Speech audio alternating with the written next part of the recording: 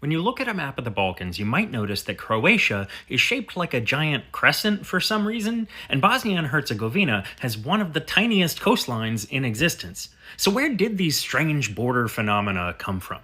Over 1,000 years ago, in the 10th century, Croatian lands stretched across the Balkans, and that crescent shape we know today didn't exist yet. But that began to change in 1463 when Sultan Mehmed II, ruler of the Ottoman Empire, overran the Kingdom of Bosnia and executed its last king. Herzegovina fell by 1482, and the Ottomans began to push further into Croatian territory, spending the next century grinding Croatia down to a shadow of its former self.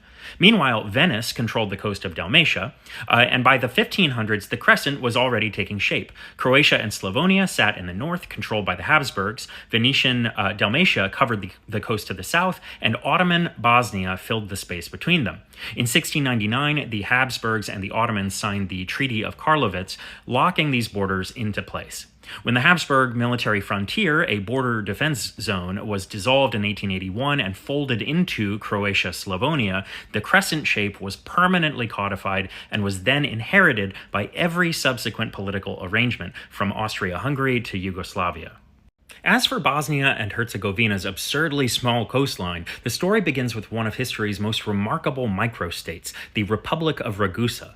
Founded in the 7th century by refugees fleeing a destroyed Roman city, this tiny maritime republic on the Adriatic eventually grew into a trade powerhouse, with consulates in dozens of cities and a network of colonies stretching from the Balkans to India. In 1458, Ragusa agreed to pay the Ottoman Sultan an annual tribute in exchange for independence, trade privileges across the Ottoman Empire, access to the otherwise closed Black Sea, and critically, Ottoman military protection. The arrangement turned Ragusa into a neutral trade intermediary between Christian Europe and the Muslim world. But when the Great Turkish War came in the late 17th century, Venice, Ragusa's mortal rival, aggressively expanded along the Dalmatian coast. By the war's end, Venice controlled coastline on both sides of Ragusa, and a Venetian land invasion was now an existential threat. Ragusa's diplomats devised a really brilliant solution. With the Treaty of Karlovitz I mentioned before, they voluntarily ceded 2 strips of their own coastline to the Ottomans, the Neum corridor to the northwest and the Sutorina strip to the southeast. And these buffer zones meant that Venice could not attack Ragusa by land without first invading Ottoman territory. Venice never invaded, and in 1808, Napoleon abolished Ragusa itself. But the Neum corridor persisted through Austrian, Austro-Hungarian, and Yugoslav administration. When Tito's commission drew Yugoslavia's internal republic borders in 1945, they followed the earlier lines, assigning Neum to Bosnia-Herzegovina and making it Bosnia's sole remaining access to the sea. Today, it also divides the coastal region around Croatia's city of Dubrovnik from the rest of the country, though the Pelješac Bridge that opened in 2022 now connects these.